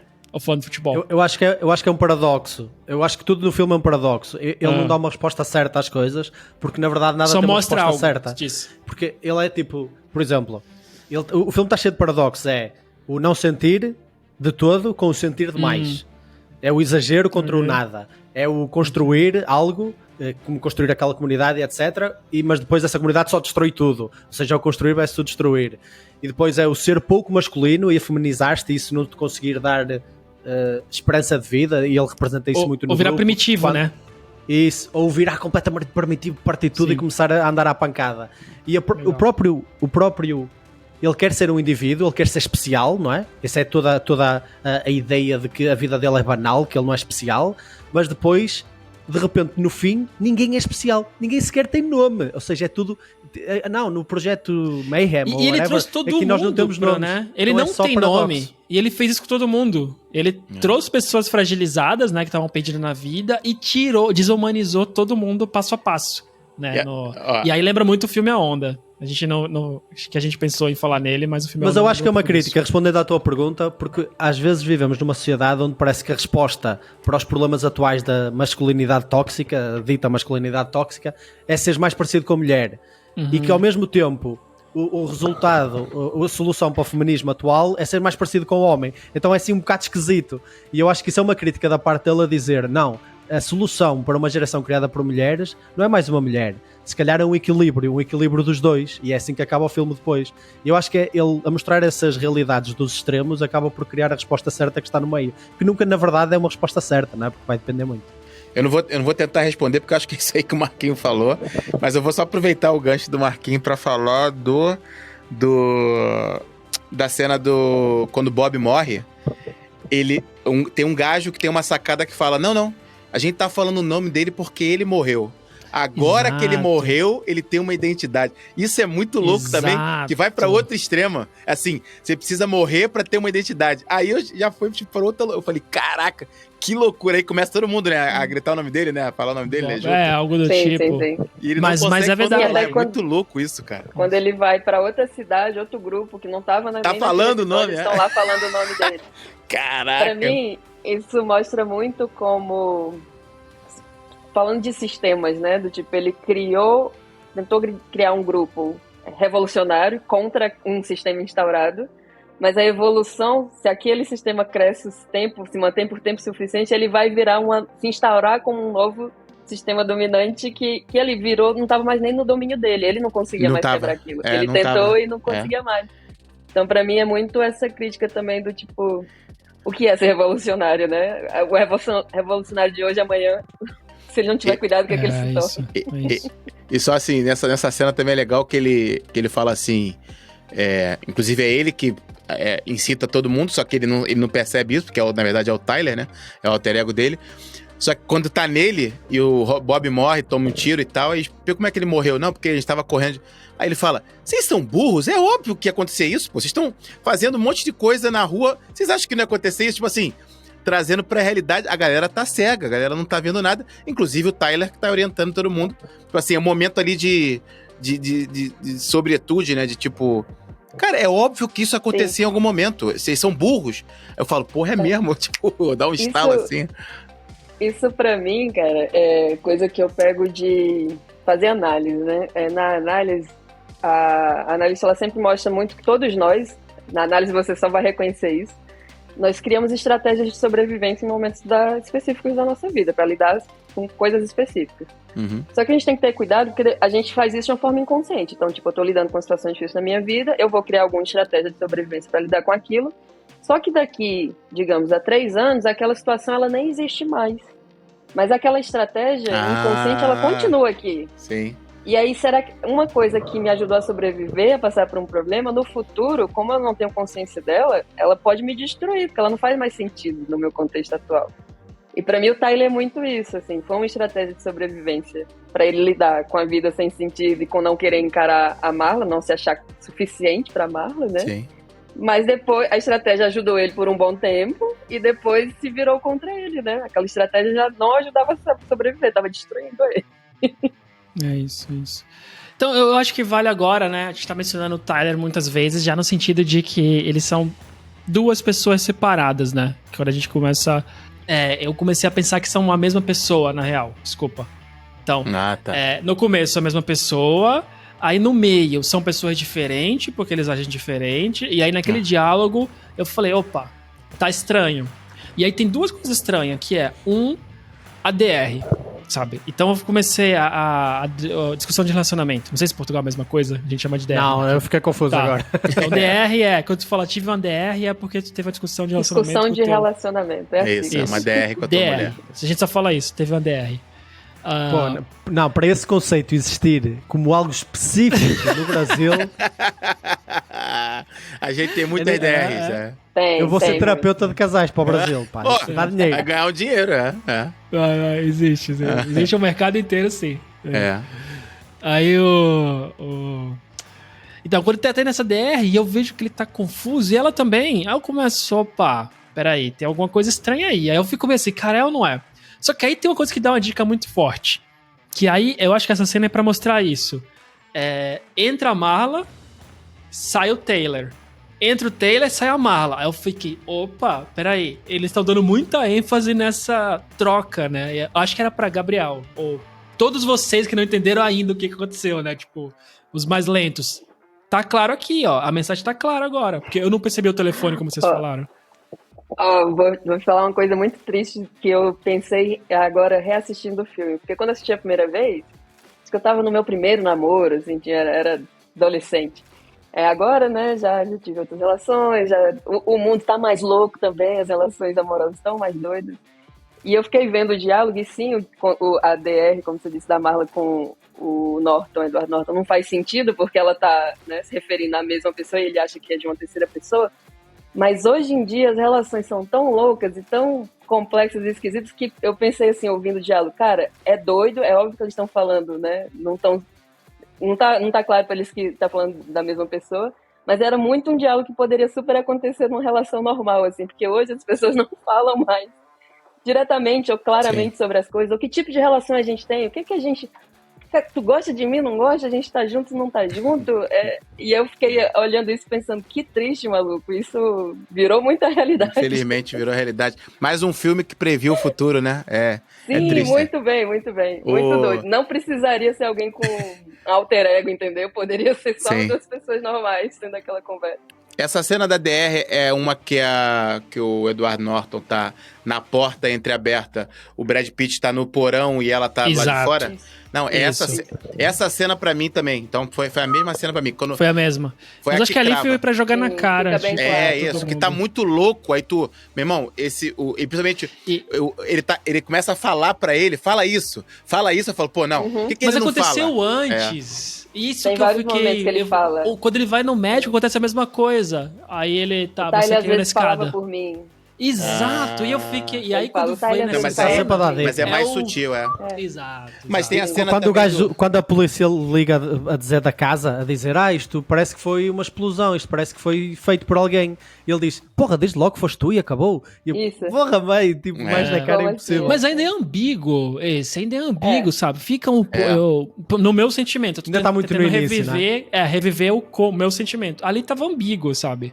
Só que às vezes ficava muito cara, eu falei, cara, não é a mesma pessoa. Tem uma hora que ele fala, bem antes disso, ele fala, eles nunca ficam no mesmo cômodo, o Tyler e a menina. A Marla. E a Marla, ele ele fala, tipo os meus pais, eles só ficam juntos na hora de transar, mas depois eles ficam separados. Isso mesmo. E outra, nessa eu não peguei, nessa frase eu não peguei. Só pra pegar, só pra fechar aqui minha parte, eu confirmo, não, eu desconfio. A cena da briga dele com o chefe dele, é antes disso. É antes dessa discussão desse DR com a Marla, né? Não, é depois. Não lembro. Então, porque há ali uma parte no filme, eu acho que foi quando ele diz para a Marla não aparecer mais. Essa é a parte do filme onde tudo foi um crescendo. Tá. Então... E de repente chega uma altura do filme em que tudo começa a dar errado, em que ele deixa de saber o que é que o Tyler está a fazer sequer. Lembram-se? É que ele lembra. O Tyler criou aqui um programa, tipo, esses gajos estão a começar a destruir coisas. E nesse momento, já tinha recrutado a todo mundo pra casa. E nessa discussão, a casa tá vazia ainda. Né? E aí, aqui o Tyler, alguém mencionou isso no começo, manda ela embora. Sabe? Tipo, fala pra ela ir embora. Sim. Não menciona sobre mim, então deixa eu corrigir. Eu desconfio bastante na DR e só confirmo que o Tyler é alguém na cabeça dele nessa briga com o chefe. Por quê? Quando eles estão brigando, ele diz, isso me lembra a minha primeira briga com o Tyler. Aí eu falei, Tyler, ele tá brigando sozinho. É um alter ego dele. Não peguei isso foi nessa hora que eu... Então, na DR eu desconfio. Na DR eu desconfio. Na cena do chefe eu confirmo, que eu falo, então a primeira luta foi só ele sozinho se batendo. Isso. Eu falei, agora fez todo sentido. Ele fala assim, não sei porquê, lembrei muito da minha primeira briga. Então foi nessa que eu mato. Então, na DR eu não mato ainda não. Na BR eu tenho dúvidas. Tem a cena também... A cena do acidente de carro, que o Tyler tá dirigindo o carro, tá com o Edward Norton do lado, tem dois caras atrás, e ele fala, vamos passar por uma experiência de quase morte. E aí eles têm um acidente, o carro vira e tal, e em seguida aparece o Tyler tirando o Edward Norton do... O Tyler tava dirigindo, e quando ele vai tirar do lugar de motorista, o Tyler tá tirando o Edward Norton, ou seja, ele tava dirigindo. Esse eu vi depois na análise também, eu não peguei isso. Sim, não, essa deixou... Mas até isso foi planeado, eles propositadamente meteram o carro virado ao contrário, para confundir o nosso cérebro. Não, ele está a sair do lado esquerdo, ele até agora teve sempre a falar do lado esquerdo. Mas o carro está virado ao contrário, porra. Tá virado. Exato. Muito boa essa cena, é muito bem feita. Pô, Gabriel, estás finalmente a entender que este é o melhor filme de sempre. Exato. Que melhor muito não. melhor com... Melhor não. Não, melhor mas não. é um bom filme. Mas eu já mudei minha opinião. Não, é muito bom, esquece. Quanto mais pensas, mais incrível fica. Só refletindo um pouco assim de algumas coisas, eu falo, não é um bom filme. Coisa boa. Pergunta aqui, que não deu tempo nem pra refletir. O que vocês acham daquela parte do recrutamento das pessoas, do cara ficar lá fora esperando tal? Tem algum significado ali? Vocês viram alguma coisa ali? Eu acho brutal, mas eu não peguei nenhum significado assim. Eu acho que ali liga muito com... Tem um filme chamado Experiência da Prisão de Stanford. Isso é uma experiência real que existiu. Basicamente, né? O que eu conectei naquele momento, eu lembrei desse filme, desse experimento desse filme, que Eles pegam alguns estudantes e colocam e começam a filmar, né? E fizeram até o filme desse experimento, que é... Falam pra alguns deles, você vai ser o policial e vocês são os criminosos. Vocês não têm nome. Vocês só têm número, vocês se chamam pelo número. Todo dia de manhã vocês vão ter que marchar, cantar e fazer alguma coisa, sabe? Vocês são um policial. Enfim. Depois disso, a cena sai do controle. O experimento. Os policiais começam a ser agressivos. Bater nas pessoas, de verdade, sabe? Bater, espancar. E ninguém pede pra sair do experimento. Por quê? Porque basicamente, quando você coloca a pessoa naquela forma, todo mundo com roupa igual, todo mundo é um número, não tem nome, sabe? Você é um prisioneiro, essa pessoa manda, todo mundo perde identidade, sabe? E só a perda de identidade faz com que as pessoas não reajam. Então, elas são espancadas e ninguém pede pra sair. As pessoas não se lembram nem que elas estão no experimento. Você não é um bandido de verdade, sabe? É uma cadeia fake. E aí me lembrou um pouco disso, que é desumanização das pessoas aos poucos, ao ponto que eles são submissos. Sabe? Sempre pra falar um defeito, ele fala, né? Se for muito novo, Exato. é muito novo. Se for muito velho, é muito velho. E fica esperando, sem comida, sem aí. banheiro. É um teste, não é? É um teste. Exato. Mas você é teste, submisso o só- suficiente pra estar aqui no meu Vocês grupo? lá no Brasil têm a cena do trote, dar trote. Tipo, aqui Sim, na praxe, sim. nós... Sim. É praxe, Algumas sim. universidades lá visto muito a sério. Eu, quando fui estudante, também levei isto a sério demais. E aquilo fez-me lembrar a praxe. Tipo, a praxe é aquilo, malta. Se calhar É não é tão isso. agressivo. Mas a praxe é aquilo, é pôr pessoas em testes para anular a sua identidade e de repente, não. O grupo Identidade é mais de grupo. importante. Exato. Isso. E esse O é grupo é mais totalmente o importante. filme A Onda, o The Wave que eu contei. É um experimento Bom, o filme baseado A Onda nisso.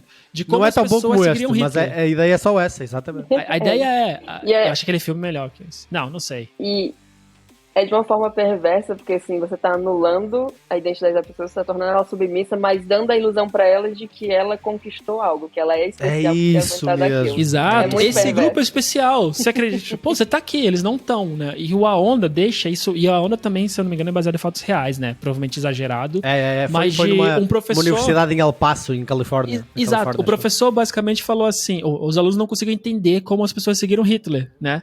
E aí não conseguiam, falou, não faz sentido. E esse é o perigo dessas coisas que ele fala até. Se você achar que você... vieses em geral, né? E todos os cientistas do livro, quando você lê sobre isso, ele fala... O problema tá quando você achar que você não cai nisso. E o professor fala. Então o professor faz um experimento para mostrar que ele seguiria um Hitler. Então ele vai aos poucos mudando a classe da mesma forma que no Clube da Luta, sabe? Criando um grupo em que sua identidade não importa mais. Você é do grupo, você é legal. Ó, essa pessoa não vai pra festa com a gente não, porque ela não é legal. Ela não tem a camisa da nossa classe, ela não tem o hino que a gente tem, sabe? Esse grupo é o mais importante. Não pode acontecer, é nós contra eles, né? E é o que ele faz ali, basicamente. São pessoas submissas que, como tu falou lá, né? Ah, ele falou o nome do Bob. Ah, tá falando o nome dele, né? Todo mundo fica assim... E eles já acham uma explicação do Eles têm que porquê, achar porque o uma líder, razão, Se o líder falou o nome, tem um porquê, né? Esse cara, ele é um comando que ele tá dando pra gente, por algum motivo. E lembrando aqui uma outra cena também top. Quando ele percebe que o Tyler tá passando dos limites, ele vai na polícia. Aquele momento também é muito top. Ele vai na polícia, fala tudo. O delegado sai, ficam só 3 caras que são do Clube da Luta, e os caras falam, não, você disse que ia falar isso. Não, mas é isso, você também disse que ia falar isso. E aí eu vou ter que cortar seus testículos, porque foi isso que você mandou fazer. Cara, o Tyler pensa em tudo, né? Muito, muito maneiro essa cena, é muito top. Mais um simbolismo de masculinização. Tipo, tudo é cortar os testículos. Corta os testículos. Mesmo quando foram ameaçar aquele político, meteram-lhe um elástico à volta das também. bolas Era e disseram isso que lhe também, cortava os testículos. Tudo era sobre cortar os testículos. E até tipo várias cenas onde eles davam pontapé nos testículos. Tipo, isso tem tudo um significado. Eu acho que esta é a cena mais... Foi o que mais me impressionou no filme. Foi dos poucos filmes em que eu senti que não havia filler. Não havia tipo cena por cena. Em que tudo tinha um significado, tudo estava a construir uma peça do puzzle. E por isso é que eu adorei o filme, além do simbolismo todo. Porque ele consegue fazer várias críticas no meu filme. Ele critica o consumismo, mas também critica o contrário. Tipo, é um paradoxo, lá está. Ele dá o filme força não tem solução nenhuma. Ele tem várias... Porque ele diz... Porque ele vai de... Ok, eu vivo numa casa onde estava a tentar... Porra, há uma fala que é incrível, malta. É quando ele diz assim... Quando ele vai ter com o Tyler no bar e diz assim... Eu estava quase a ficar completo. Lembram-se dessa? Sim. Quando ele diz, porra, eu tinha isto, tinha Eu aquilo, resolvi tinha o outro. último problema do Tinha esta sofá. mesa, É. porra, eu resolvi o problema do sofá, eu nunca mais ia pensar no sofá, eu estava quase a ficar completo. Ou seja, ele associava o seu próprio sentido de propósito e de completude O com o facto de material, né? adquirir coisas. Coisas. Cenas materiais. Mas é aí que o Tyler fala, né? Que the things that you want coisas- end up owning you. One in you. É. As coisas que tu Digamos. tens acabam por mandar em ti, não é? Exato, isso. Acabamos. Isso. Acho que é aí também, não é? Nessa parte. É. Eu gosto muito dessa fala porque eu sou alguém que carrego tudo que eu tenho dentro de 2 malas, que eu me mudo muito há muito tempo. Então, assim, com o tempo fui ficando com poucas coisas. E sim, eu acho que isso te traz liberdades. Se eu quisesse, sei lá, aceitar um emprego em outro lugar agora, se fosse isso um objetivo, seria muito mais fácil para mim do que para alguém que tem uma casa aqui, né, que tem uma casa toda mobiliada, que tem carro, essas coisas. Porém, eu também tenho muita noção que isso é uma coisa cara de ser mantida. Assim, é vendido agora tem a galera minimalista. Minimalista. É. Que é isso, viver com pouco e tal. Mas viver com pouco, ironicamente, é caro. Porque se você tem poucas coisas, você tem que alugar um lugar todo mobiliado, que vai ser mais caro do que um lugar vazio. Pagar por essa mobilidade é caro. E uma coisa que, embora eu seja alguém que gosta de ter poucas coisas, me irrita, né, nesses grupos minimalistas, eles venderem isso como a solução para o consumismo, ignorando a realidade social problemas das psicológicos. pessoas. Exato. Mas eu acho que todo movimento, né, vende muito, né? Todo movimento vende e eu acho que porque isso dá dinheiro de volta pra essas pessoas, né? Tipo, em vez de prestar isso como mais uma coisa mais uma coisa que você pode tentar, né, da sua forma, as pessoas sempre vendem fórmulas, porque dá dinheiro e também tem aquela, funcionou pra mim, então é isso, essa é a solução funciona pro pra mundo. todo mundo. E eu acho que tem isso, e tem um pouco do que acontece no filme, que é o lance de você cria um grupo para resolver um problema X, para revolucionar alguma coisa, né, e contra algo do sistema, mas isso vai crescendo ao ponto onde aquilo vira uma nova instituição ruim, um novo sistema ruim, querendo impor isso para outras pessoas. É muito triste. São algumas revoluções, né? Eu não quero mesmo entrar em política, mas lembra muito algumas revoluções. Mas é político. O Marquinhos tá se segurando. Eu sei. Eu não quero acender, porque eu sei que tem que acabar daqui a pouco. O que eu mais gosto do filme... Mas é.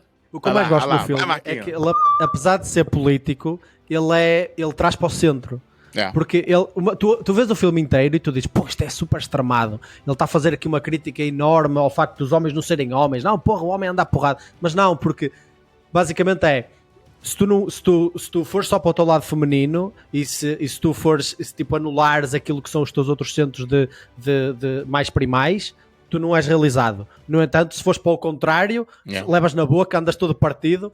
Se tu não tiveres, se tu fores só homem, tipo, está tudo mal na tua vida. Mas de repente tu queres resolver isso e crias um grupo onde só há homens, ainda fica tudo pior, tipo, então só a mulher é que vai salvar as coisas. Ou seja, ele acaba por se equilibrar e eu acho isso brilhante no filme. Eu acabei de pensar. Filme que procura ser tão extremado acaba por mostrar o equilíbrio com a solução. Isso, na real, ele mostra o ruim dos dois lados. O cara, né, que a gente falou, ele dá uma virada. Eu acho que ele traz aí pensando aqui agora na morte do Bob, tem um significado muito maior, que é, não vai tentar fazer isso igual louco. Agora eu tô pensando aqui na crítica que ele faz. Vocês são burros, pô? Tipo assim, você vai fazer isso, lógico que a polícia vai atirar em você. Também é uma crítica pra não adianta você ver o filme e querer fazer isso na sua cidade, porque a vida não é assim, você pode tomar um tiro na cabeça e morrer. Acabei de pensar nisso agora. Pode ser isso, né? Uma coisa louca que o autor do livro falou, que depois que ele lançou o livro, o que ele mais recebia de perguntas quando ele ia anunciar, falar sobre o livro, né, em algum lugar, ou pessoas mesmo que ligavam, iam atrás dele, eram perguntando, e aí, onde é que eu encontro um clube da luta de verdade? Porque ele falou que era baseado em... Vários clubes foram criados depois do filme. Foram criados depois, existem, ele inclusive já falou sobre, tem na Rússia, tem nos Estados Unidos, enfim, e eles vendem como se fosse assim, vem uma semana, vem executivo, vem essa galera aqui pra você virar homem. Mas ele fala, eu não colaboro com isso aí, eu não acredito nisso. Mas é o que se tornou depois, né? Mandou a obra pro mundo e não tem mais controle. O que faz depois. Mas, cara, muito interessante falar do equilíbrio, Marco, porque quando você vai ver as teorias, é quase sempre falando de coisas extremas. É de destruir tudo, destruir capitalismo, viver não sei o quê, né? Mas isso é confirmation bias, isso é a pessoa está a procurar no filme aquilo que ela acredita, em vez de procurar no filme o que o filme quer realmente transmitir. Sim. Eu acho que o final, pensando aqui agora também, mostra muito do tipo... Ele não queria que aqueles prédios das instituições financeiras explodissem. No final das contas, ele não conseguia mais dar estoque naquilo, parar. Mas aí pronto, já foi a merda feita. Ele só queria o seguinte, dar a mão pra mulher que ele amava. Ele resolveu os problemas dele. Ia sair com a mulher, tipo, nada daquilo que ele fez, aquela loucura que o Tyler fez, né? Na cabeça dele, era o correto. Acho que o filme dá outra lição, outra mensagem aí de tipo... Às vezes é só um amor que você tá precisando ter, entendeu? Fica tranquilo, calma. Só segura a mão dela. É uma fase, segura a mão dela, isso. Só fala que você tá triste, né? Você tem um problema. Acabou. Você tá com problema, né? É, isso aí. Mas assim, a Di falou uma parada muito boa mesmo, que é o médico ignorou. O filme seria outro se o médico falou assim, cara, faz uma terapia. Verdade. Não teria mudado tudo. Amigo. Exato. Não ia perder uma obra boa. Mas aí, falando sobre o fim que o Digão falou lá deles terminam, né? Dar a mão pra mulher e tudo. E a gente falou lá atrás sobre se a Marla é de verdade ou não. Tem uma continuação, ele fez uma graphic novel, né? Sobre a continuação. Ah, é? São acho que 10 anos depois, tem. E aí ele casou com a Marla, não é que casou, mas tá com a Marla e eles têm um filho. E aí depois, ele tá vivendo uma vidinha normal, pacata, né, casado com um filho, e aí o Tyler começa a voltar. Meu Deus do céu. Ele tá naquela vidinha ali, então eu não vou dar spoiler. Caraca! Pô, maneiro. Vamos saber. Só quero ver isso. Uma curiosidade que eu esqueci de falar também, o Jared Leto, né, o ator também famoso, participa do filme, né, lourão e tal, novinho. E aí tá muito esquisitinho. E a cena que ele fala... vocês nasceram pra ser estrelas do rock. Ele olha pro Jared Leto, que o Jared Leto é uma estrela do rock, né? Tem uma banda e tal. É super irônico. É dos 30 Seconds to Mars, né? É o que tu falou, Marco. Eu depois li também, né? Nas reviews desse filme. Nada foi feito à toa nesse filme. Inclusive, tem referências de filmes que a atriz da Marla fez, que o Edward Norton fez, que o Brad Pitt fez. Então, tem referência ali no fundinho, ali tem um cinema mostrando 2 filmes e tal. Então, assim, nada foi feito à toa nesse filme. Isso é muito maneiro. Vocês repararam na cena dos copos da Starbucks? Também, eu vi isso na análise depois. Porra, eu reparei porque aquilo estava a aparecer em todas as reuniões. Há uma análise que mostra, tipo, depois faz contagem, Quantas vezes aparece um vídeo a fazer a contagem. Tipo, em qualquer lado está sempre a aparecer copos da Starbucks. E o que era explosão, isso? Na explosão, quando mostra lá o apartamento dele no chão ali, um monte de coisa dele no chão, tem um copo da Starbucks na explosão também. Tudo, em todo lado. Não é lá também que ele diz, não há aquela frase, ou estou confundindo, que ele diz que quando chegarmos à Lua, tipo, não vão ser nações, vão ser corporações. Sim. Tipo, é tudo uma crítica de sempre. Essa entra mais no consumismo, naquela cena do descartável, sim, não é? Sim. O copo, bebo, deito fora. Copo, bebo, deito fora. Tipo, ele fala muito dessa descartabilidade da vida. E porque tudo é uma cópia de uma cópia de uma cópia. Ele acaba por misturar várias ideias, mas volta tudo ao mesmo. Sim. E como alguém que gosta de café, eu ainda vejo muito assim que o Starbucks é famoso e tal, e todo mundo tira sua fotinha lá com seu nome no copo, mas é um café ruim. Você gosta de café, você não gosta de café do Starbucks. Então tem muito isso do... Você consome, então assim, nem é o melhor café. Se quiser o melhor café, vai ser provavelmente aquele escondidinho lá de algum lugar da África, assim. Mas se tu quer mostrar, é Starbucks. E uma curiosidade também da Starbucks, eles não deixaram que a cafeteria destruída daquela bola gigante fosse a Starbucks. Eles falaram, não, pode aparecer nossos copos aí e tal, mas a gente não quer ver a nossa marca, nosso nome destruído. Aí se você vê lá, é uma cafeteria genérica, assim, que é destruída. Eu também vi depois isso nas análises, Mas vamos bater, vamos bater não. Mas vamos passar pro final. Vamos bater, Fight Club, falou de vambora. bater, Vamos bater. Club, É eu não sei o que. Eu queria falar passar. Na hora de bater, eu vou sair, tá? Mas para finalizar Diana nem então... podia estar, né, Diana? Não podia estar aqui falando de Fight Club. Não podia. Porquê é que tu no início disseste que gostaste mais ou menos? O que é que tu não gostaste tanto no filme? O que é que se calhar viste noutros filmes que não gostaste neste? Não sei, eu achei cansativo e eu tava com vontade de desistir, sabe? Várias vezes no filme, quando deu... Eu olhei o tempo do filme e isso não é normal. Eu olhei o tempo, eu queria desistir, eu falei, não, vamos lá. Depois eu continuei, aí eu parei e continuei no outro dia. Isso não é bom sinal, normalmente. E aí eu fui pro outro dia também e não tava com essa vontade toda. Então, eu cogitei não ir até o fim, faltava 20 minutos e assistir vídeo no YouTube. Aí vai ser ruim fazer o episódio sem ir até o fim. Tu tava bem? Porque às vezes acontece comigo, não é nem culpa do filme, é eu que tô, sei lá, tô meio elétrico, tô meio acelerado. Tava tranquilo. Se eu não tiver tranquilo, eu não consigo nem ver um filme bom, eu não consigo ver. Tava tranquilo. Acontece-me. Eu, por exemplo, uma vez vi uma série que se chama Da Vinci Demons, que é uma série brutal. Pá, não é ao nível de Fight Club, mas é uma série muito fixe. E eu lembro-me de ver o primeiro episódio que um colega não parava de falar comigo a dizer, tens que ver Da Vinci Demons. Eu vi o primeiro episódio e eu adormeci no episódio, nem sequer era noite, eu tipo adormeci. Eu nunca adormeço a ver séries, adormeci a ver isto, tipo, isto é mau. E ele, pá, dá-lhe uma segunda oportunidade, por favor, vê o episódio até ao fim. Eu vi outra vez e não gostei, não estou a gostar disto. Houve uma altura em que eu apeteceu-me mesmo ver aquilo, porque pá, por alguma razão eu tinha visto qualquer coisa de história ou não sei o quê, e então estava estimulado de uma maneira diferente para ver, vi de repente o episódio até ao fim, vi o segundo, vi o terceiro, já tinha acabado a primeira temporada toda. Ou seja, às vezes é uma questão de predisposição também. Basicamente o que eu quero dizer é, a culpa é tua, o filme é bom. Eu assumo.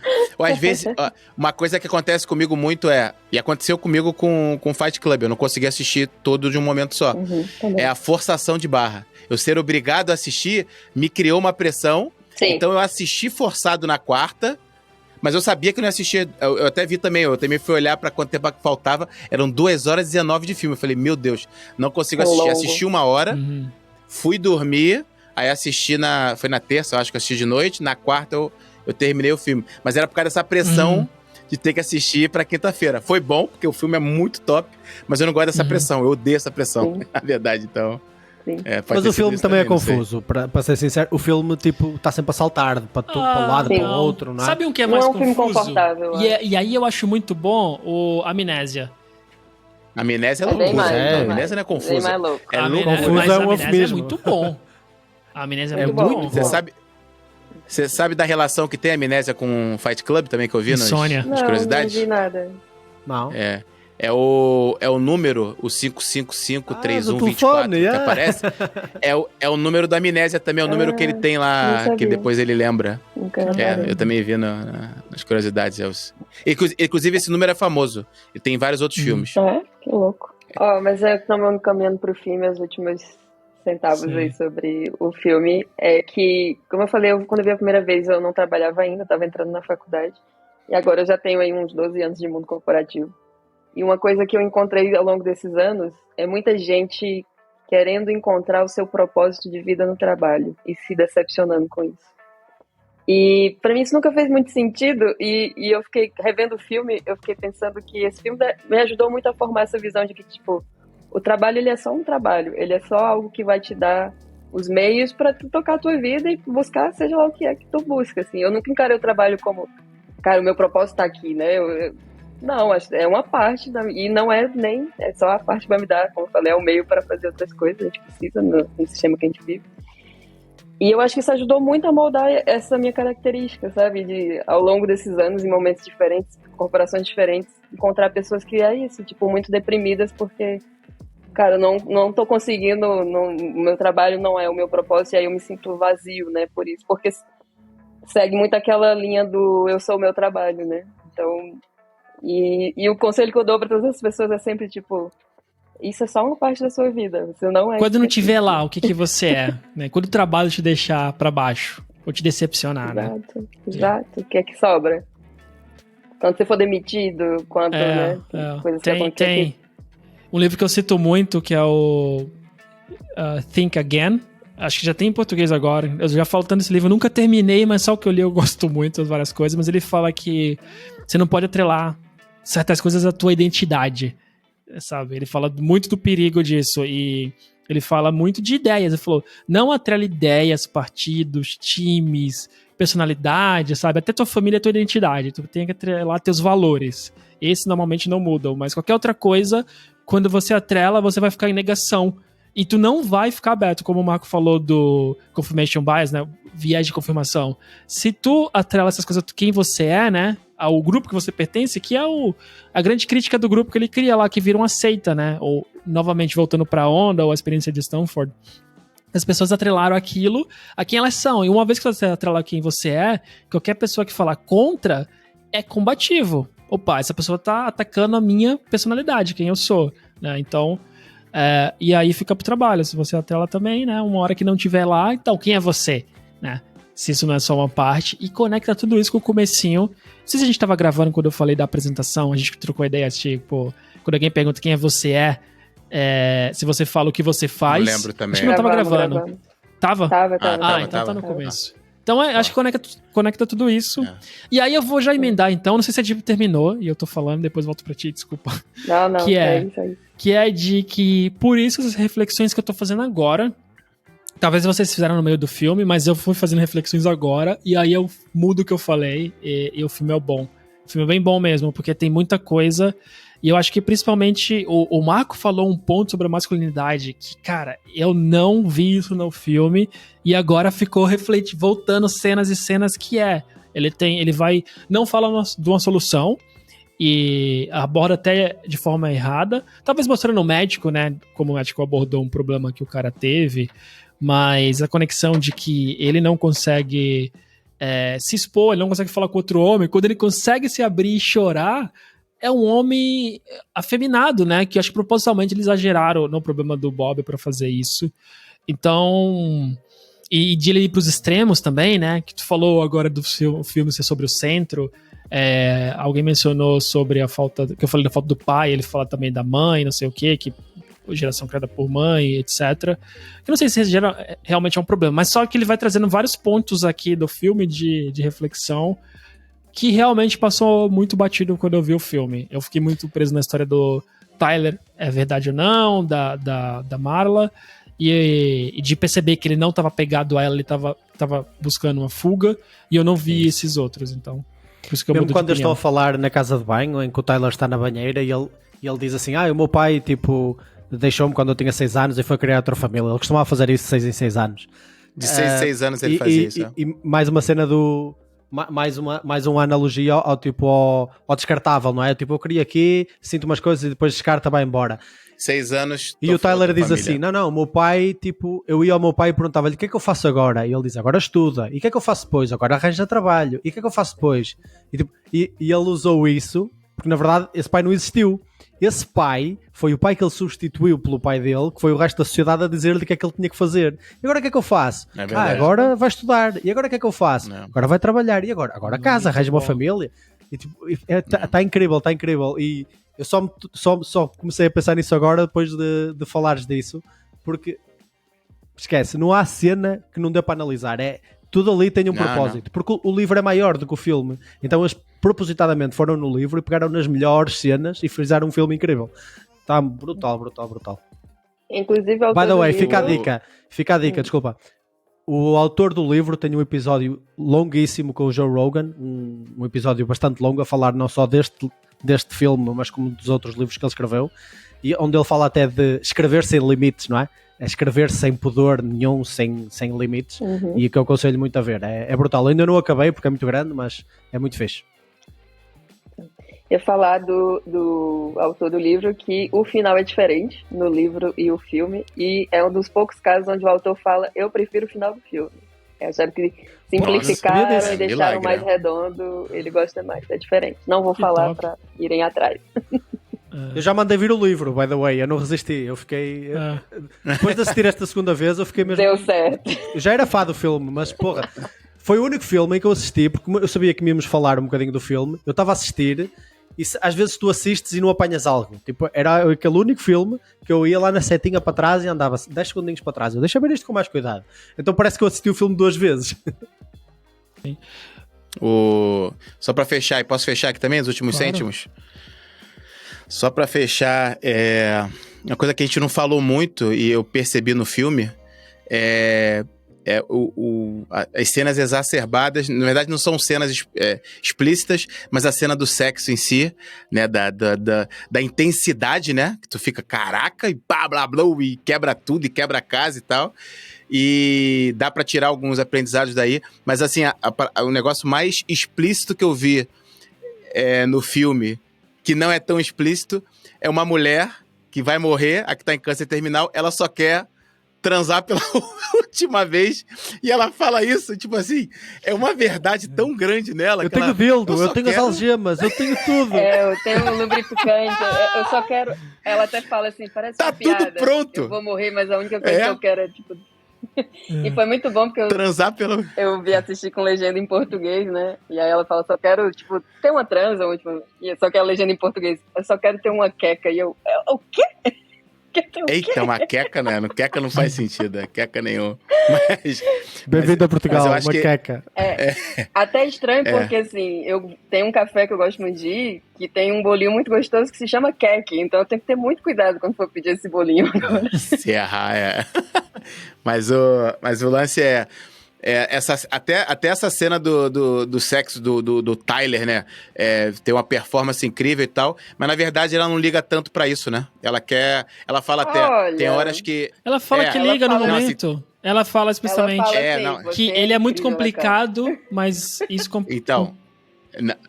É isso. Não, ela fala isso na hora. Ela fala, nossa, eu não tenho um sexo tão bom desde a minha não sei o quê. Mas no final ela fala, você muitas vezes é muito bom e outras horas é muito ruim. Sim. E o ruim era o Tyler, o bom era ele. Então, assim, também mostrando que não é só isso, né? Não é só essa performance toda, mas essa loucura toda. Eu acho que o filme mostra... Não, tem seu valor, tem que ser seu valor. Senão... É o centro que o Marco falou. Aí, ó, o Marquinho aí, ó. É o centro, é o equilíbrio. Ele não vai nem pro lado nem pro outro. Esse cara é um gênio, é isso. É isso. Meus cêntimos aí, Gabo.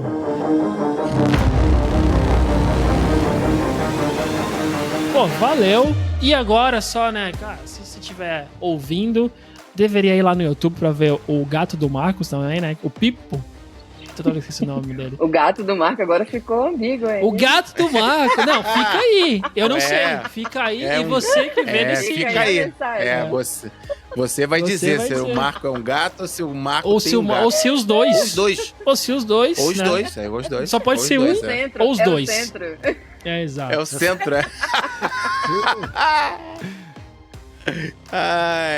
Eu vou criar um Instagram para o gato, não se preocupem. Tu vai? Tu não vai. Não, claro que não vai. Não vai, não. Deveria. Não. Não posta nem no dele. Depois roubam-me. Isso aí, exato, eu não posto nem no meu, exato. Deveria. Eu apoio. Deveria. Eu vou seguir. Cria lá que eu vou seguir. Mas é isso, já falando em seguir, aproveitem e sigam aí no Spotify, Apple, Deezer, Google ou no YouTube também. Galera, muito obrigado, foi top e vamos ver um próximo aí. Foi ótimo, valeu. Cara, foi brutal. Próximo. Até mais, valeu. Um abraço, pessoal. Tchau. Valeu.